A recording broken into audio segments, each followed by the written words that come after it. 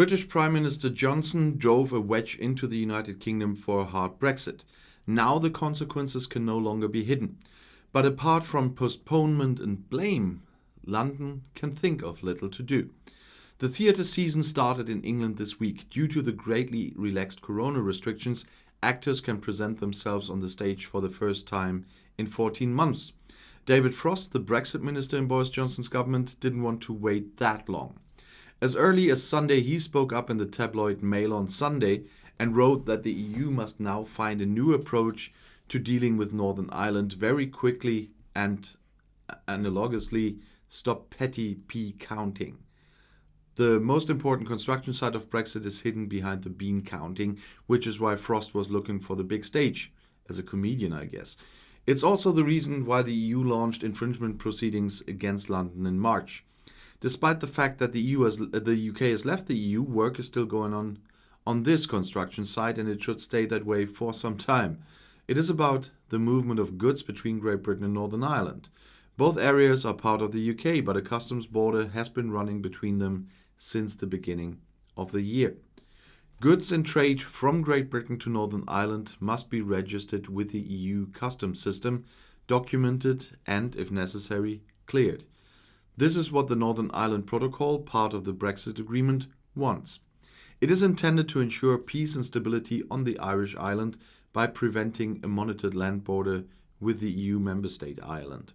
This requires the upstream customs border in the Irish Sea within the United Kingdom. The paperwork is a significant chore for businesses, and soon after the end of the Brexit transition period led to problems with UK deliveries, especially food. Some places on supermarket shelves remained empty, both in Northern Ireland and in the Republic of Ireland, because both are de facto EU territory in terms of customs.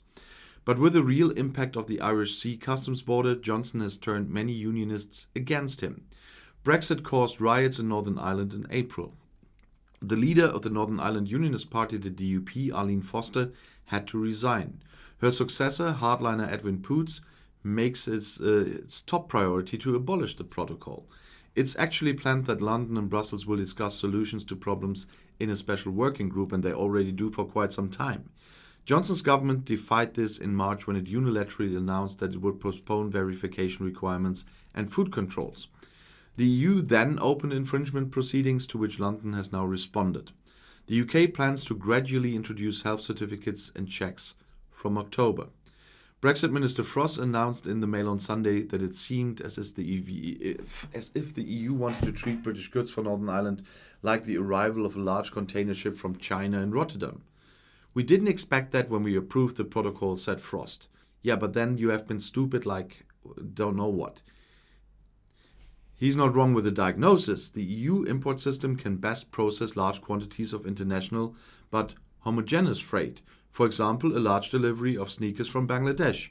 It was never designed to capture the real-time supply chain of a supermarket where hundreds of different products, including many groceries, are transported in a truckload and across a customs border within a country that has opened up overnight. But Frost has no reason to be surprised. Trade experts never expected anything else. In October 2019, Johnson's government also wrote in explanations of the Northern Ireland solution that all processes that would normally apply to EU imports would also be used for goods deliveries from Great Britain to Northern Ireland. But on the big stage, the press conference after the conclusion of the trade agreement with the EU on Christmas Eve 2020, Johnson even completely denied the existence of non-tariff trade barriers. Johnson's predecessor, Theresa May, recognized the explosiveness and therefore advocated a model in which the entire kingdom remains in the EU customs union in extreme cases. Because London would get less regulatory freedom, May was driven out of office by Johnson and other Brexit hardliners. Instead, Johnson himself proposed the current solution and always asserted that it would not bring any disadvantages. Can't this man think? Since the consequences have become apparent, his government has been in a rhetorical defense battle to blame the EU, and the only one here is to blame is Johnson and his government. This defensive struggle also includes the threat of a suspension of the Northern Ireland Protocol due to unforeseeable circumstances. These are foggy patterns because the circumstances are absolutely predictable, and the protocol provides ways to settle disputes. It does not help that the EU itself overturned the protocol by means of an emergency, or only tried to do that with an emergency clause at the end of January when the vaccination dispute with Great Britain raged.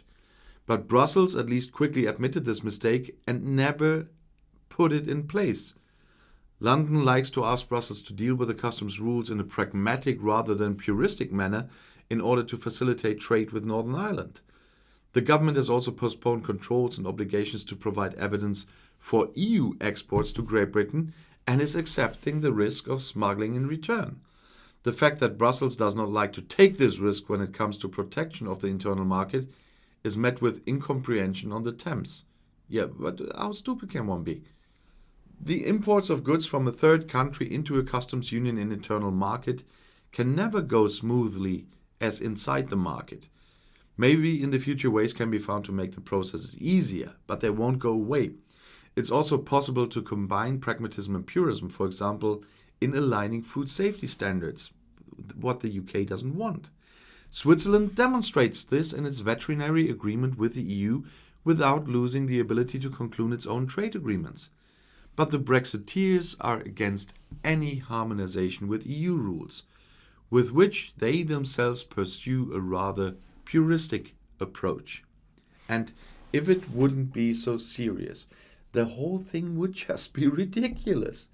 When I read something about frost again, my first impulse is to lie on my back on the floor laughing my ass off. If it wasn't that serious, and if not, millions of people still would fall for that bollocks. That is just... They all knew it. And it was Johnson's idea. And one other thing, they can't just take out the Northern Ireland Protocol. Then the whole withdrawal agreement is gone. So that's just another empty threat of Johnson and just another headline for his followers. And I can't take this man serious. I'm sorry. The same with Frost and several others. How is that as a head of government, as ministers, that you can't take serious anymore? So I'll stay with laughing my ass off, and then I go and get myself together and make a video. And if you want to stay informed, please subscribe to my channel. I'll see you in my next video. And don't forget, you still can ask questions for my next live stream on Sunday. Link is in the pinned comment as soon as I pinned it. And you can do that until tonight. I'll see you in my next video. Auf Wiedersehen.